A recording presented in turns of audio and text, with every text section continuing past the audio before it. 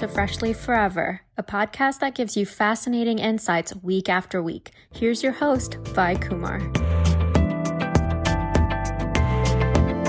Hey folks, welcome to another episode on podcast Freshly Forever. Today I have here with us Sarah Syed. She is an 18-year-old top 20 under 20 in the world, top 25 under 25 environmentalist in Canada, climate tech innovator, and poet from Toronto. So she is a technology enthusiast who has witnessed the potential emerging tech has within the energy field to mitigate one of our most pressing issues, climate change. And I just couldn't be more proud of you, Sarah. The fact that you're so young and you're doing so much towards such a pressing issue for our world today, which is climate change. Welcome to the show and a wonderful new year 2023 to you. Thank you so much for having me. I'm really excited to participate in this conversation today. All right, let's get rolling here. You have always gravitated towards nature, seems like. So why don't we start with your journey and when you think all this interest in our climate and the preservation of it all started for you? I think everyone has this very pivotal moment in their life when they realize the gravity of climate change. And I think most of the time we go about in our daily lives thinking of climate change as, global warming, so increasing temperatures, or maybe let's say the glaciers melting and the biodiversity loss. But really climate change is this overall image and this overall picture of how our actions are contributing to the destruction of our planet, of sustainability, of biodiversity. So for me, I was always the type of person who loved spending time outdoors. And so like any young kid, I really enjoyed hiking, going on like bicycle rides with my family. And so essentially, in grade 4, our teacher asked us to do a presentation on a global problem. And I was tasked to present about climate change. I went about, doing research, reading the statistics, and I really discovered what climate change is. It's not just about this kind of like one term that we hear, like global warming, but really it's about so many other things, like our food systems, like, fossil fuels, even our energy. Is it sustainable? Poverty really led me to discover that climate change is essentially our actions and the gravity that they can have on a long-term scale. So that's really when I witnessed, there's this huge equilibrium loss. We're no longer at a balance where we're taking more from nature and nature cannot restore it, when essentially we're supposed to be living in harmony with nature, not against it. And so from there, when I was in grade 4, I realized we are living in this dystopian-like world. And from there, I wanted to start to try seeing how I can make a change in my own life. And so, it was like small things. So, instead of using a plastic water bottle, using a reusable one. And that's what started off kind of my journey in the climate space. It's wonderful. So why don't you share your educational background with listeners? Because you having spoken whatever you did, I think everyone is going to start wondering, hey, how come I missed out on this eloquent speaker? Who is she? Where is she from? What is she doing? She seems so young. So I recently graduated high school as of June 2022. And so right now I'm on a gap year. So I'm currently volunteering with the Starfish Canada to provide climate workshops for kindergarten students all the way to grade 12 students. And I recently got an opportunity to participate in this Gaptivist program, which is for students on a gap year at the David Suzuki Foundation. And essentially this program will allow me to work on my own climate projects, whether that be in tech or let's say, hosting other workshops. And at the same time, I'll also be able to help the David Suzuki Foundation with their own projects as well in the climate space. So this year is mainly focused on a lot of tech projects, some that I'll be like talking about later on, and as well focusing on like my a climate activism journey as well. And I hope to study in the fall of 2023. And so that's still kind of, I think I'm still thinking about, the plan, which university, which course. But I do want to definitely do something in the environmental field. So either my major will be in that, or I'll be minoring in environmental studies. How sweet, how sweet. Congratulations on your high school graduation and for all that you're doing right now. Be the change you wish to see. A quote in your classroom inspired you to do more. I know you said, yeah, everyone thinks climate change is global warming. So why don't you kind of take us through like the need for everyone to act now, Sarah? Yeah, so I like to sometimes describe climate change like a gigantic puzzle piece. Climate change is a bunch of these smaller problems that are connected together that create this very scary term. This could be, let's say, gender inequality, how gender inequality is currently contributing to climate change. Or so, for example, poverty or the lack of education.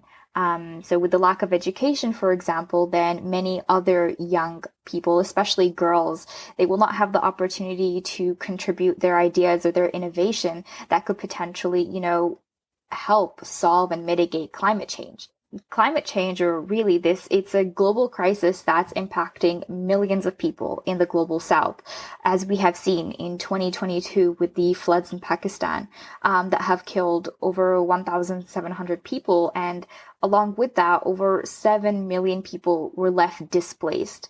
And so it's really a problem that we're seeing the precedented sort of impact day by day, especially during the summers with the wildfires in Australia or also in Canada, in Vancouver. And even in California, right? Yes, like there's so much going on. Yes, in California, in the UK.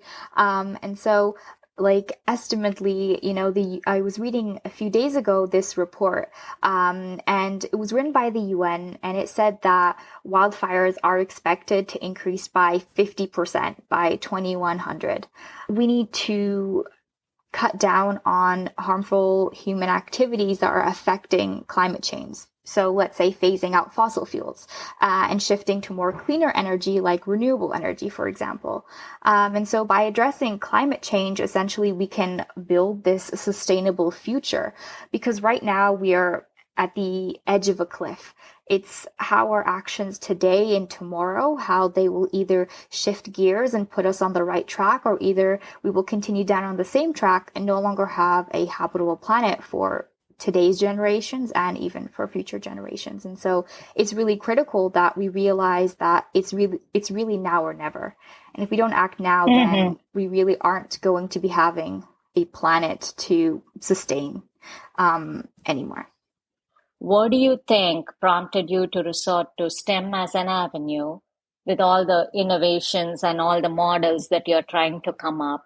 Where do you think we have gone wrong so far, and what made you resort to that route, Sarah? So I think one thing that we might need to shift in our ideology is that technology is going to solve it all. But the truth and the reality is that technology is not going to solve or mitigate entirely the climate crisis.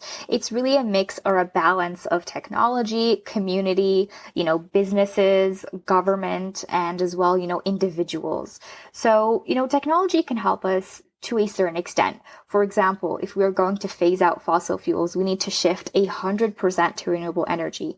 And technology can help that with developing better solar panels, with, developing better wind turbines. And, as we've recently read, we are now able to install wind turbines on oceans, for example, or like on different like forms of water. So for example, let's say sea or lakes, depending. And so technology is really helping us get to a better sustainable place. But at the same time, it's also going to take, on a federal level and on a more political level, a more better approach to regulating, how much carbon emissions can be emitted by certain companies. And it's also going to take businesses to become more sustainable. So even small things like instead of using, a fossil fuel based electricity instead of maybe using renewable energy instead, like solar panels. And so it's really a balance of everything. But for me, I think why I decided to take a tech route is because I'm really passionate about science and technology. And I believe that you need to connect your passion to create more of a sustainable awareness or to become a change maker. Because one of the really nice things about connecting your passion to creating change is the fact that you'll also enjoy the process because you're doing something you like. And so for me, that's technology. So I decided to take the STEM route while also continuing my volunteering and advocacy because it was something that I found myself really enjoying to do. And so, for example, just about 2 years ago, I was working on this biosorbent essentially that can remove 98% of oil and heavy metals and different kind of organic compounds from water. And so for those who don't know what a biosorbent is, it's essentially kind of like a sponge made out of biomass. So in this case, I used pomegranate orange peels. And when these peels, they go through thermal modification of polymeric compounds essentially, which is this fancy term of basically trying to increase their ability to remove oil or different harmful substances from water, then essentially we can create this sort of biosorbent or like this sponge that can remove all these harmful toxins from water.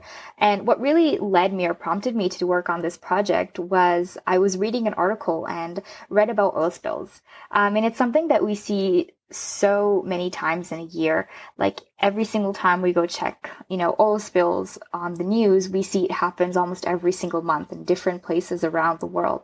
And the fact that there is no concrete sort of solution is really alarming because over millions of animals die each year because of it, because they develop hypothermia because of the oil.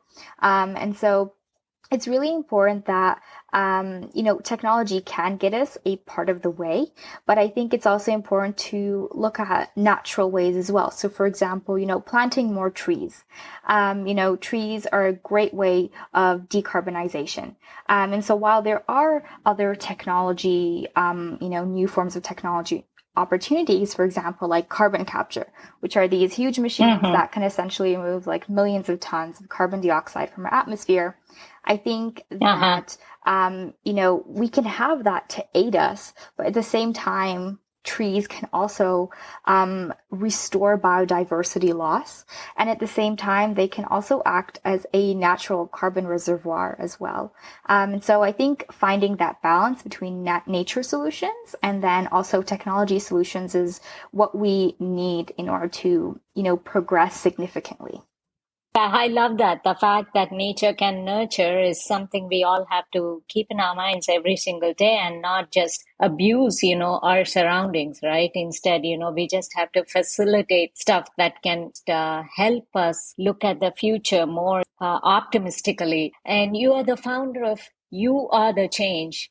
And you even had an environmental theme hackathon organized for someone that's just really new to this whole concept of what's going on, what we are doing wrong. How do you even introduce this concept of climate change? How do you make them realize, hey, this is what is the very basic problem? I think one of the best ways to start off by talking about climate change is to tell specifically individuals, let's say young people, so that they do not start to have a sense of eco-anxiety, is the fact that climate change is not your responsibility 100% to solve. It's a problem that we all need to pitch in. And so it needs to be collective responsibility, yes. Right? And then you don't want anyone to feel overwhelmed, especially, like really young minds. Yes, exactly.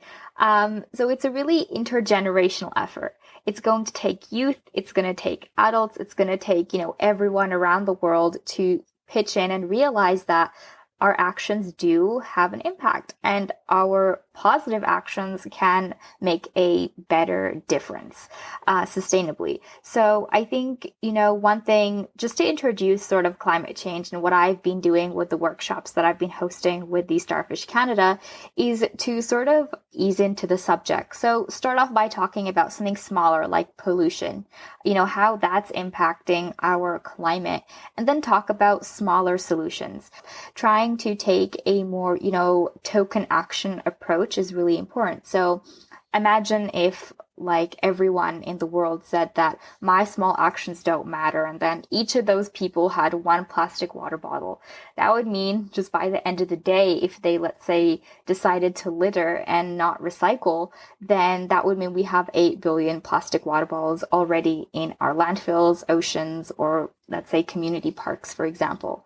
And so it's really about putting the ideology that, small actions do matter, and that your action does matter, even if you're just one person. Because as I always say in like my presentations, it's because right now what our world needs is your actions times the 8 billion people on this planet. And so I think it's really important. Yeah, the fact that one small action can lead to ginormous results, it's a positive that young minds can see and interpret and therefore start doing, right? Every small step is going to help our planet and their own future and the future of other generations to follow, right? Yes, exactly. That's really well said. And so I think that really summarizes how you can like sort of talk about climate change to, let's say, younger children. And then, as a student, let's say, grows older, and they sort of develop this mindfulness for their climate actions, it can really lead them to sort of take their actions to the next level. So that could mean volunteering. That could also mean, starting your own innovative project. And so that doesn't need to always necessarily end in tech, but that can also end in, let's say, starting a new program at your school. And so I would say as you grow older, and especially for, let's say, someone of older age watching this, I would say try to look at what you're curious about in terms of the climate space. So let's say if you're really interested in ocean biology, or let's say, the wellness of our oceans, then look at how maybe that could be an opportunity to start, let's say, maybe an ocean habitat restoration project at your school, or let's say a smaller organization with a group of friends who have the same, interest. And that could mean something as small as doing a, beach cleanup, to something bigger like hosting a conference to help other young people learn more about it. So I would say trying to pair your curiosity and your interest to how you can make a difference along with your passion is something really important. Wonderful. What about what you're doing via your organization? You Are the Change. So with You Are the Change, it's essentially kind of given the name Youth Can Be the Change, and that, age is not a limitation. It's really your superpower because you're young. And there are so many young people around the world today fighting for the same common goal. And so if we have all these youth coming together, striving for a sustainable future, then really it can lead to greater results because the power is in the number of the people, essentially. One thing that You Are the Change is focusing on is how we can mobilize, students or youth's passions and mindsets to create a sustainable future. So we host different kind of opportunities for young people. So the hackathon is essentially a 24-hour to 48-hour competition that's in the tech space. So that project was mainly focused for people who have an interest in STEM or technology. And so we essentially hosted different climate workshops. We had mentoring opportunities. We also offered coding workshops for free as well, so that young people could learn more about tech and see if it's something that they want to incorporate in the the way that they want to become change makers. And so essentially the groups of students, or let's say, individuals, they could design their own projects, and our judges volunteer their time to look over those projects and then select the winners. So kind of like a mini tech competition, you could say. That's kind of in the tech aspect. But for 2023, we are hoping to host one on entrepreneurship. So how entrepreneurship can lead to becoming a change maker in the sustainability space. And we are hoping to also organize over the summer a writing or creative writing contest to illustrate how poetry and short stories can also be a different sort of pathway and medium to also become a change maker. Because I think at the end of the day, the purpose of sort of advocacy and as well, creative writing or tech is to find solutions, but also to at the same time empower others to know that they can make a difference, and also spread awareness to the problem at hand, so that more people can get involved in the whole climate movement and can also get involved in deciding or taking better actions as well. How much help are you getting with You Are the Change? Are you just the sole brain and effort behind that organization, or have you managed to get a team put together to help you in your efforts? How is that going, Sarah? So it's kind of a lot of different I guess I want to say avenues of help. So we've also partnered with different organizations to launch these different projects. And at the same time, we do have our group of volunteers at You Are the Change who have also helped in the process of organizing the hackathon. And so if you are interested in volunteering, I'm pretty sure that maybe Vi can share the link to sign up for volunteering. But absolutely. Okay, thank you so much. And at the same time, we do also have like our team of volunteers. We do partner with different organizations. And we are looking into getting grants as well to fund different opportunities. So I would say to anyone who is interested in starting your own, let's say, youth-led organization, definitely get a team of volunteers that can help you out, because always as a team, it's always better. You can, learn from them. You can hear their perspectives, and that can lead to a better overall project. And also partnering with different organizations is a great way to get more people to see your project and the event or initiative you're trying to start.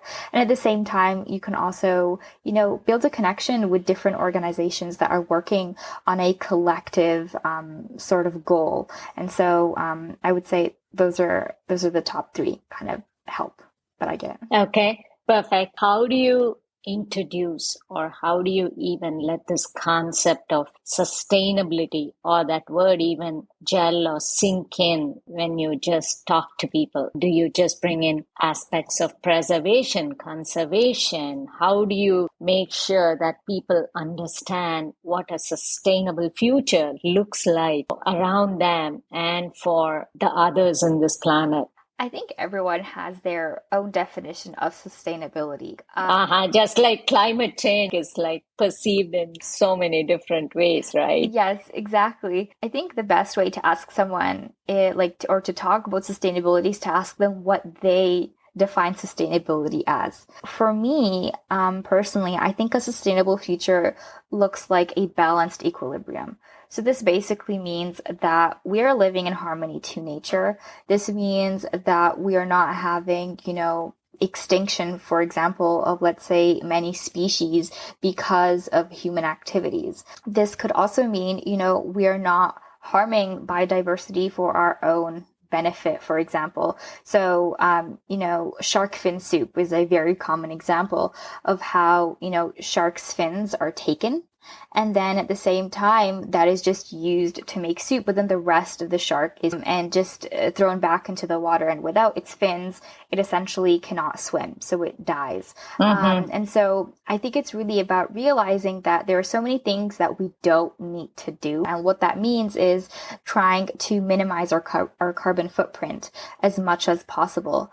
for example, in Canada, most of our electricity comes from hydroelectricity.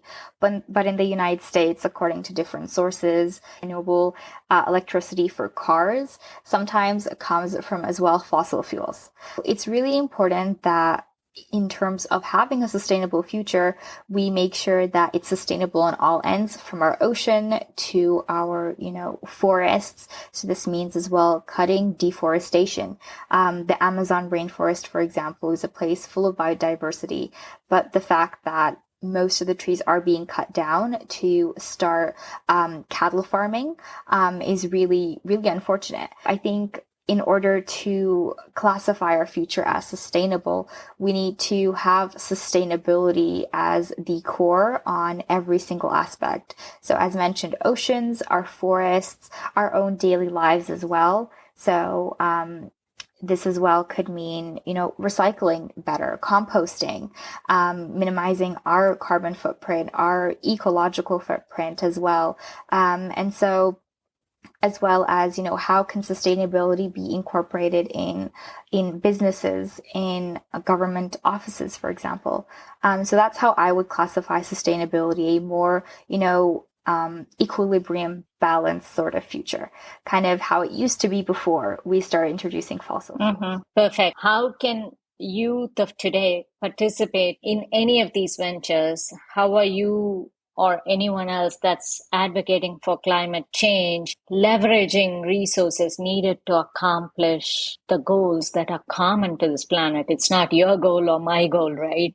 I guess that kind of translates to what is also getting addressed as the most pressing issue. I mean, you highlighted several there. So I think I would start off with saying that, token actions are amazing. And if that's what you're doing so far, keep doing it. But especially at a time like now, we also need to shift from token actions and focus on advocacy, but most importantly, solutions. So we can no longer live in a time of apathy. We need to turn this apathy into empathy. And instead of just leaving it at empathy, we need to now turn it into action. I would say for youth around the world, see how you can get involved in your own climate journey. So start your own climate journey in a way. And the best way to do that is to start volunteering. The biggest key goes back to honing your focus on a specific problem, because you can't tackle all problems at once. So I would say choosing a specific problem and then seeing an organization that you can join that is focusing on rectifying that problem.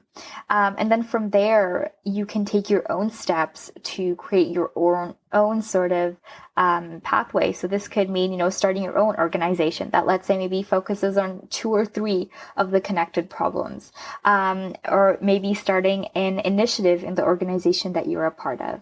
Or this could mean organizing a climate strike. This could mean a lot of different things. That would be the first key, I would say. And the second key is for tying your passion to, let's say, becoming a change maker. So for me, that's technology and as well poetry, because I really love writing poetry.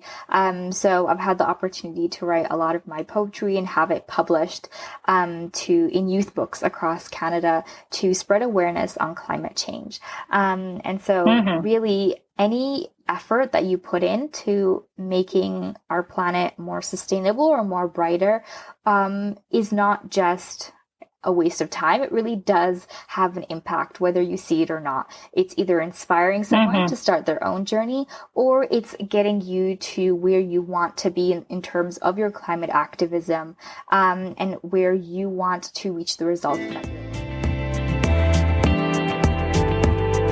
Back in a moment with our guest on Fresh Leaf Forever.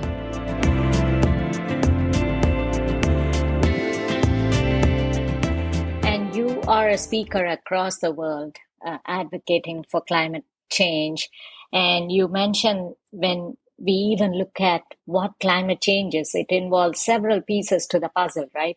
One of which you mentioned, yes, educating and empowering people more so that there's even the awareness to do something. And then you mentioned several other things there, poverty, gender inequality. How is all this contributing to whatever crises we are seeing? So I think I'll divide this question into two, one about gender inequality and the other one more about how different problems are connected to climate change. And so gender inequality is really becoming a more prominent issue in the climate justice or climate space because of the fact that most of the people who are being impacted by the climate crisis are women.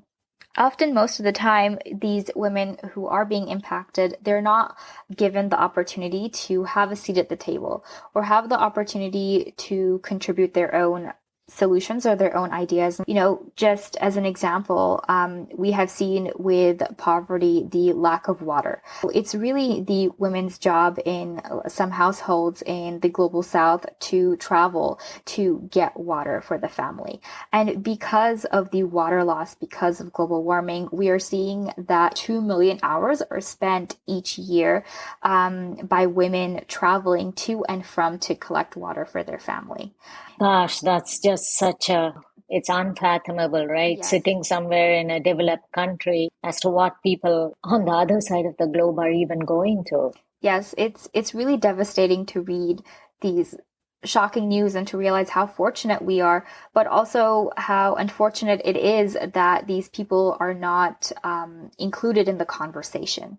And so we're seeing a shift in that. We're seeing that more women are starting to be offered a seat at the table, major global conferences. And at the same time, there are now reparations for those people and those families, as we have seen with the adoption of the Loss and Damage Fund by COP27. And so one of the things that as well, going back to gender inequality and how it's contributing to climate change is also because of the fact that sometimes girls are pulled out of school to go collect water for their families. And this is a direct link to the lack of education for girls. And so right now, what we need is everyone's ideas and everyone's perspectives to come together to essentially mitigate climate change. Because the more diverse perspectives we have, the more diverse ideas we will have to solve this problem. And so climate change isn't just a one-way sort of kind of issue. It's a global term that's really connected to many different paths. And if you go down one path, you'll meet this one certain problem that'll be connected to this other problem. And so really, if we think about it, if we do solve or if we do mitigate climate change, a lot of these other problems can be fixed. When we think of the term sustainability, for example, we also need to think of it as the United Nations Sustainable Development Goals, because that's what sustainability is. As I mentioned before, sort of like this equilibrium. So it means sustainability in terms of education, sustainability in terms of our climate, our ocean, but also it means sustainable cities. So essentially the UN SDG. And that's kind of how I would put it in perspective to, gender inequality and how it's contributing to climate change. It's really about, what you will feel connected to, what problem will resonate deeply with you. For me, a problem that really resonated deeply with me is the lack of, sometimes of education in the climate awareness space, which led me to develop You Are the Change. And another problem that really resonated. And also these workshops, right? Yes, exactly. And another problem that really resonated with me was ocean pollution. So that's what led me to work on the biosorbent, as mentioned. And so those were two main problems that I wanted to focus on. And that doesn't exactly need to apply to, let's say, you. It can be something else that you're interested in focusing on. And so I would say my biggest advice is, if you don't know where to start, do the research, see what interests you the most, what problem you resonate with, and from there, see how you can, let's say, join an organization, how your own daily actions can solve this problem. And then if you're really ambitious and you want to take it another step, see how, let's say, you can design your own solution, whether that be an organization, an innovation, let's say adding your voice to sort of the topic. So a lot of the time in a few programs in Toronto, there are the opportunities for youth to go in and share their own ideas and their own perspectives, and that are included in the final written report. And so let's say doing that to help you as well, get your message out there, but also share your own perspectives. Uh-huh. So you have highlighted loud and clear the need to volunteer and also several of the forums that one can be involved in so we can focus on specific problem areas that you highlighted there as well. And I think that can certainly get more and more influence going when it comes to a conversation around us, right? And I'll be sure to include the link for people to participate in your efforts to volunteer with you. That way, if no one knows a starting point, at least I think, there's something to go off of. And I'm just hoping several of the organizations around the world, even youth efforts, you guys follow a connected approach, correct? There must be some conglomeration of efforts somewhere. Yes, exactly. I think it's about teamwork. Even though, let's say, my organization is an organization, let's say, based in Toronto, but really there are so many other organizations around the world who are fighting for a common goal. And I think that's really the beauty of teamwork, is the fact that now we are seeing, I want to say, inspiration of youth around the world. So, I was also really inspired by many other young people who are in the climate space. So I think that when you start sort of this initiative, or you're involved with an initiative, other young people will see that, and then they will be inspired to do something similar. And that's really so important. But also, one of the really key things about joining these organizations or developing your own organization or being involved in the climate movement is the fact that that you start to recognize that there is hope. It's more about how our actions of today and tomorrow can lead to more hope. I think that we have reached significant milestones in 2022. So the adoption of the Loss and Damage Fund. And so essentially what that is the G20 countries actually represent about 75% of the global emissions, the global greenhouse gas emissions.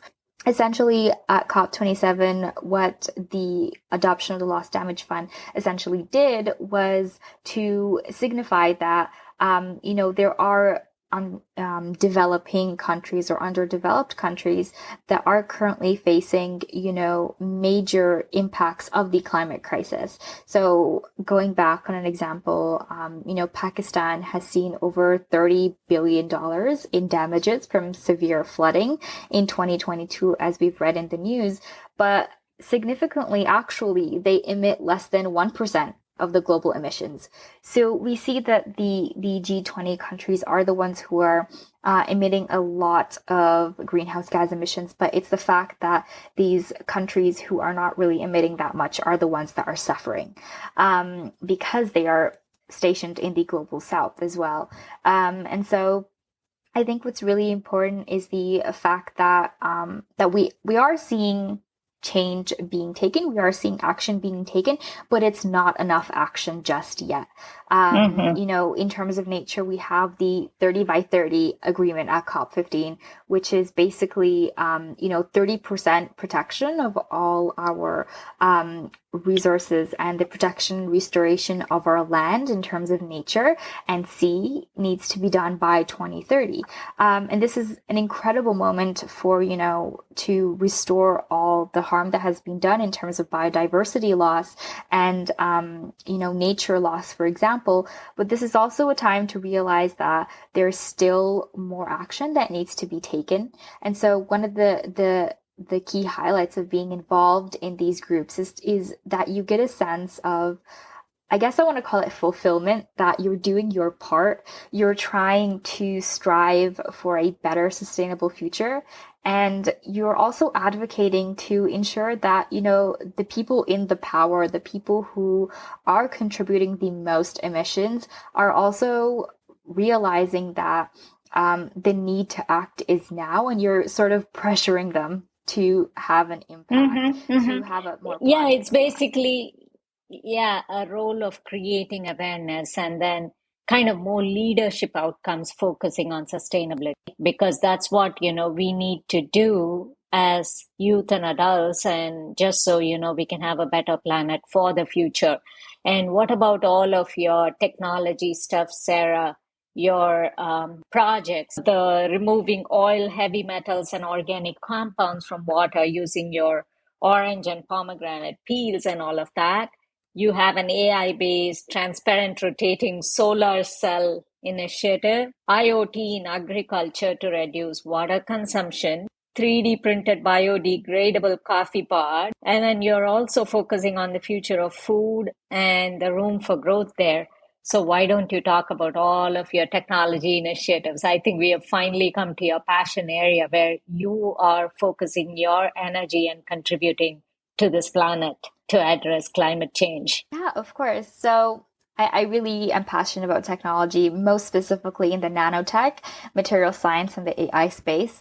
And so a lot of those projects are actually projects that I'm working on right now. So, for example, the AI-based rotating solar panel. And really what led me to work on this project was the fact that most solar panels today only have an efficiency of 22%. Yeah. And so really, I think that with nanotechnology, especially like graphene quantum dots or perovskites, we can increase this efficiency significantly. So that's something that I'm working on.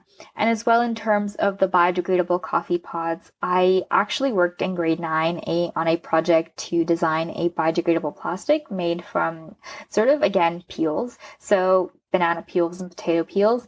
And the key in making any biodegradable plastic is having this higher starch extraction rate. Essentially, what ended up happening was, in this project, I was able to design a small little prototype.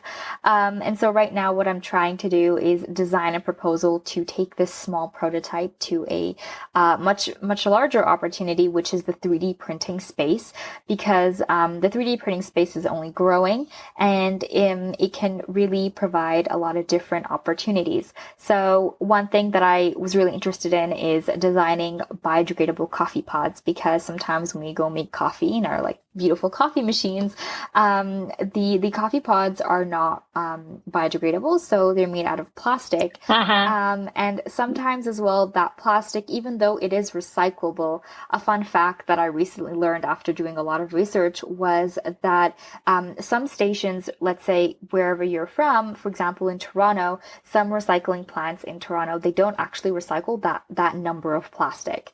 So let's say it's number 5. Yeah, I mean, a lot of times we end up throwing it with the regular garbage, right? I mean, like more as a rush aspect or convenience aspect or lack of, like a recycling mechanism or whatever that may be. And so what's really important is to make sure that, with this project, I want it to be biodegradable, so that this way there is no sort of eco-negative impact. And so that's a project where I'm trying to design also like a 3D printable PLA, because PLA is a type of plastic as well. And if we can design a biodegradable 3D printable plastic, then this means that a lot of our items that we use every day can be made using a biodegradable plastic. So that's one of the projects that I'm working on. And I'm also really interested in the future of food. So, cellular agriculture, aquaponic farming, and all of that really interesting tech space in terms of our food system. So that's something that I'm learning more about, trying to see how I can incorporate my own ideas as well in that space. Mm-hmm. Right there, you have given people food for thought, A lot of people listening to focus on those areas relating to how we grow our food and what we do. How do you think the way we eat, how is it influencing whatever our planet is facing, Sarah? So as I mentioned before, I'm really interested in this space right now. So I actually wrote an article on our current food systems for an organization that I volunteer for, Green Schools, Green Future. And so really shockingly, a lot of people don't sometimes spend a lot of time thinking about the food systems, but really our food systems are a critical aspect of climate change. And so I want to share a few statistics that really were eye-opening for me when I was writing this article. And so one of the statistics that really led me to realize that we need to exponentially sort of see a shift in our food systems to lead a more sustainable way is the fact that meat and dairy production actually account for 83% of all agricultural land use. And as well, they're responsible for 18% of greenhouse gas emissions, which also include methane. And the really bad thing about methane is the fact that it's 21 times more powerful than carbon dioxide. So this means that it can have a more significant impact in terms of our warming global temperatures and trapping heat in our atmosphere. Mm-hmm. So another really interesting fact about our current food systems, and this was really surprising to me, was the fact that for every 100% we give in, let's say to a cow, we get back only 30%. So this is highly inefficient. And it's one of the reasons why we also have a really inefficient food system.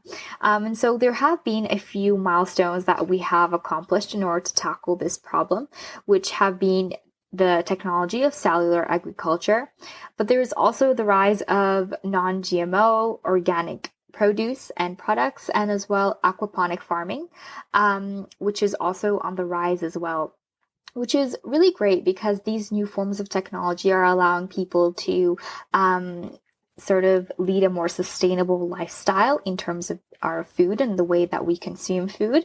But at the same time, a lot of the times, sometimes it's unspoken about how pesticides are actually being used in other products or other produce. And so right now, when it comes to these new ways of technology, let's say aquaponic farming, pesticides are not being used. And that's a huge improvement because of the fact that sometimes these pesticides, they can land in different reservoirs, underground reservoirs of water, or sometimes they can seep into lakes or rivers, and this can have a detriment impact on the biodiversity, let's say the fish living there.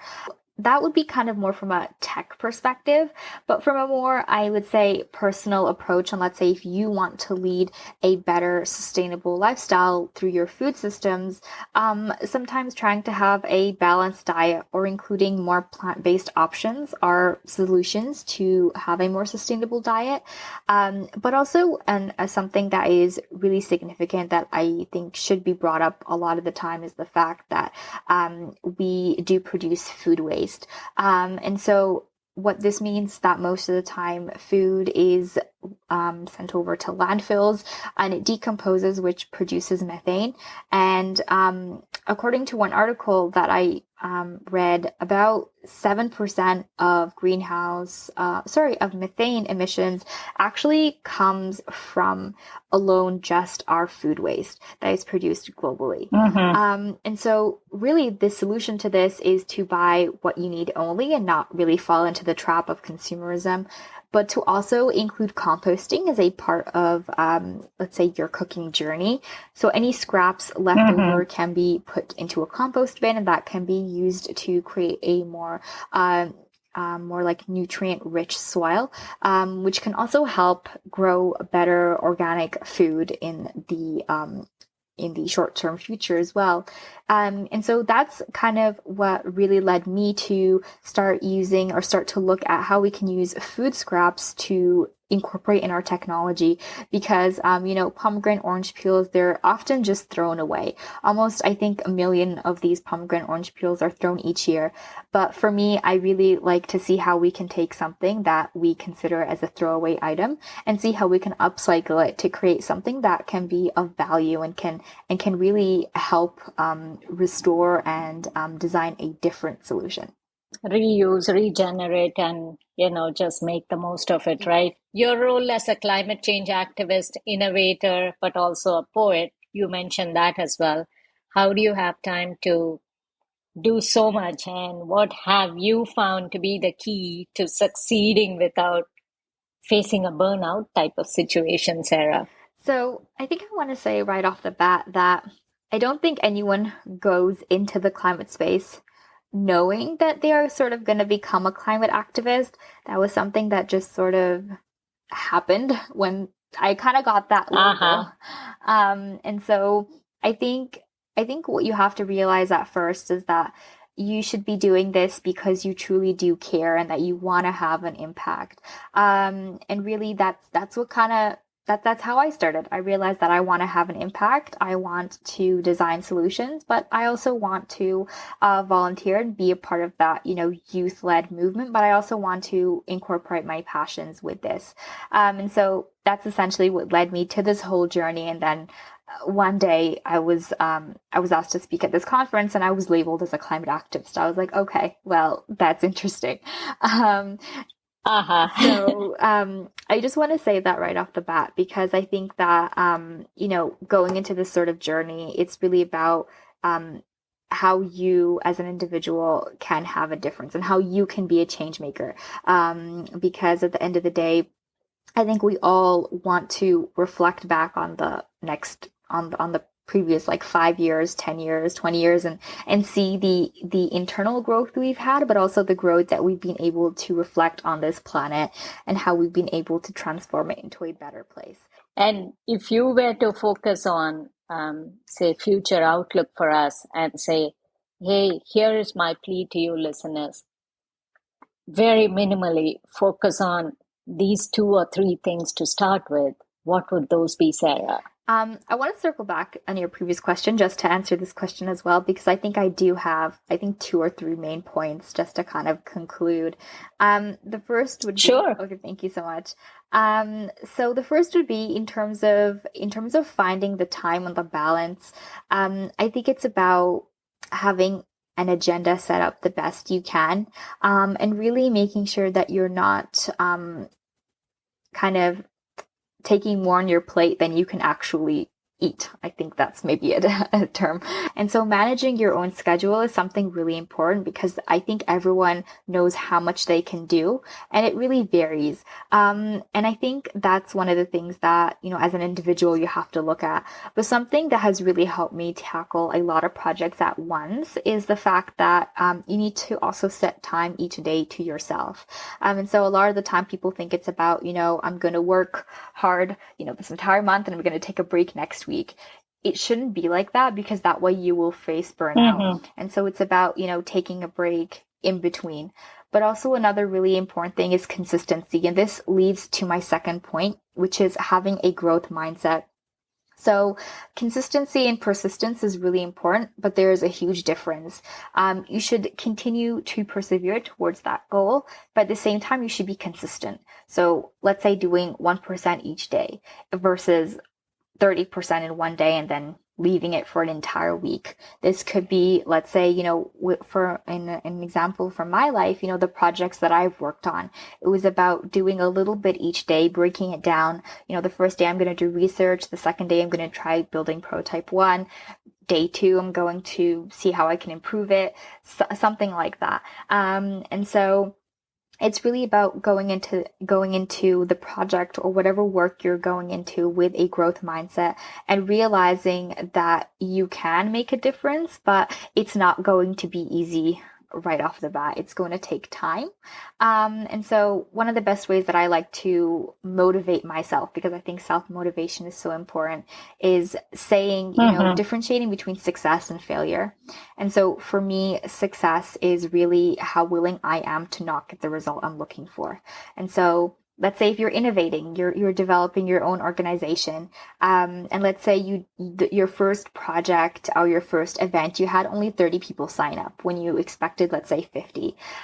You're a new organization, so it's going to take time to get to where you want to be, but it's about persistence and, networking, teamwork. And then from there, you can obviously get to where you want to be. And as I mentioned, I think previously in a lot of different events that, with my projects, I reached out to a lot of people who have helped me. I networked, I asked help from my teacher. And so it's really about seeing how you can learn and improve, because you as an individual is not going to have all the answers, but that doesn't need to limit you. You don't need to be the expert in the room to have an impact. It's really about, how can I strive to learn more so I can have an impact, and at the same time learn from other people who are the experts in that field, for example. Sure. And what about the couple of things, or say top 3 things you'll tell people to do minimally on a daily basis? Say I wake up, breathe, I brush my teeth, I get about my business. What is it that I should be focusing on to make for a better planet? That actually leads into my third point. So it's great. That's our question. I think sort of the top three things I would say is to um, kind of like a big summary is to do the research, choose a problem that you're really interested in. Looking even at the UN SDGs is a really good place to start because they really break up what sustainability should mean at the end of the day, or what sustainability could look like in our future. The second thing I would say is try incorporating your passion in whatever you would like to do. Join an organization if you don't know where to start yet. But really try to take another step beyond token actions. And third, do not get discouraged. Sometimes it can be really discouraging when we let's say see for example, promises not being fulfilled by those who are in power. But I think about the fact that we need to continue persevering because if not us, then really who is going to make a difference on this planet?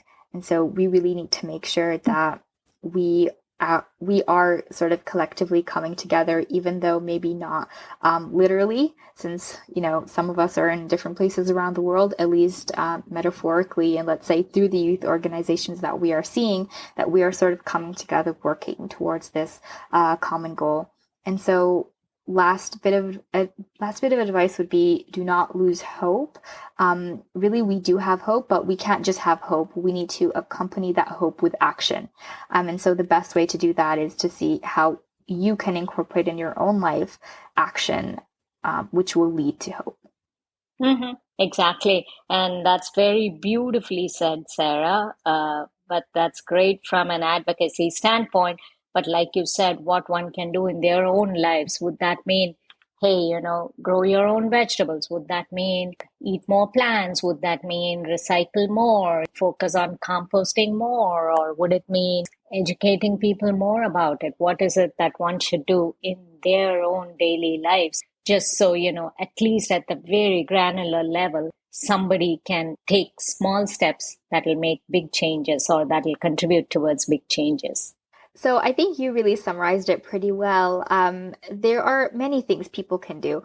It's really a huge list if you want to think about it, but I think you have to see what's feasible for you. So for example, specifically Toronto or just in Canada in general is a very cold place. We do have snow at times. And so I think that, let's say, having a garden, let's say growing your own vegetables, may not exactly be feasible in wintertime unless you can afford a greenhouse. And so I think you have to look at what you can do from a personal standpoint, and not really take a look at it from, let's say, you can most definitely take inspiration from other people, but also see how that inspiration can reflect on your own life. So let's say if you are living in somewhere where there's a much more warmer climate, then maybe an opportunity could be to start your own garden where you can grow your own produce. But let's say for someone who, lives in a more winter based climate, let's say over the winter there's a lot of snowfall, then maybe over the summer having a garden, but then throughout the winter trying to do something else to try to minimize your impact. This could mean if you need to go to grocery shops, maybe trying to walk there instead of using a car. Or let's say if you are going to use the car, then maybe try doing all the shopping at once and not keep going multiple times. So make fewer stops than you normally would, because obviously in the winter time no one would prefer to walk. So I guess, at least, combined trips, right? Yes, so that exactly. contributes to less of, environmental impact. This could also be in carpooling, or maybe using public transit if possible. It can mean a lot of different things, but it's really up to you how you want to do it.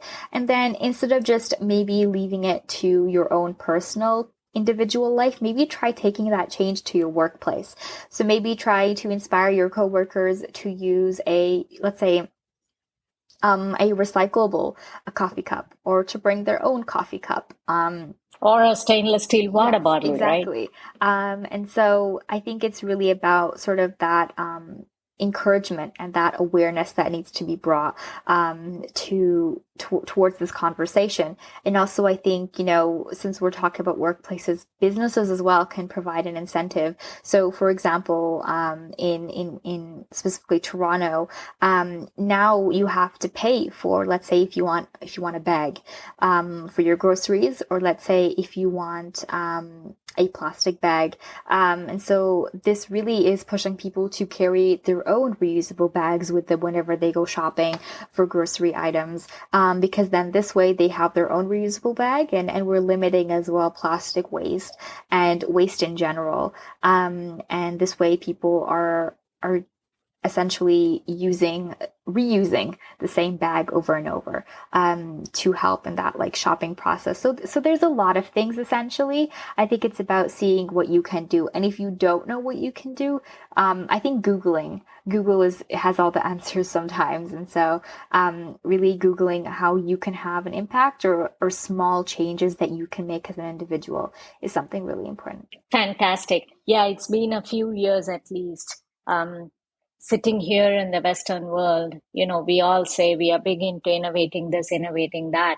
But then during my trips back to India several times, I've noticed that there are no plastic bags. You either bring your own bag or you pay for a cloth bag. And then the more you're required to pay, you start to remember and bring your own, right? So I think definitely things have changed and it's trending better. And it's about time that the Western world starts to realize, and all of us here need to do our part to preserving, protecting, conserving our climate and the planet. So such a fascinating conversation, Sarah. I'll be sure to include the link so people can take advantage of your work and contribute with you. If there is anything else you would like to add here as part of your contact information, feel free to do so. Okay, thank you so much. I will send my LinkedIn to Vi as well. So if you're interested to reach out with any questions, please feel free to do that. And my website is also included on my LinkedIn page. So if you would like to take a look at the organizations that I'm a part of and maybe join a few as well, or maybe get inspiration on what type of organization that you would like to join as well, you are more than welcome to do so. And that would pretty much be it. Again, thank you so much for taking the time to talk to us today, Sarah, and you have a wonderful new year and best in all your efforts. And just let's hope every one of us can join you in your journey and start our own journey in preserving this climate and our planet. Thank you so much for having listeners. Sure, listeners, as always, follow the podcast, rate the podcast. Subscribe from your podcast app of choice for free, and leave a review, and follow me on Instagram at YP for all things digital media and lifestyle. Until next time with yet another interesting guest and yet another interesting topic, it's me, Vi, saying so long and wishes for a wonderful 2023.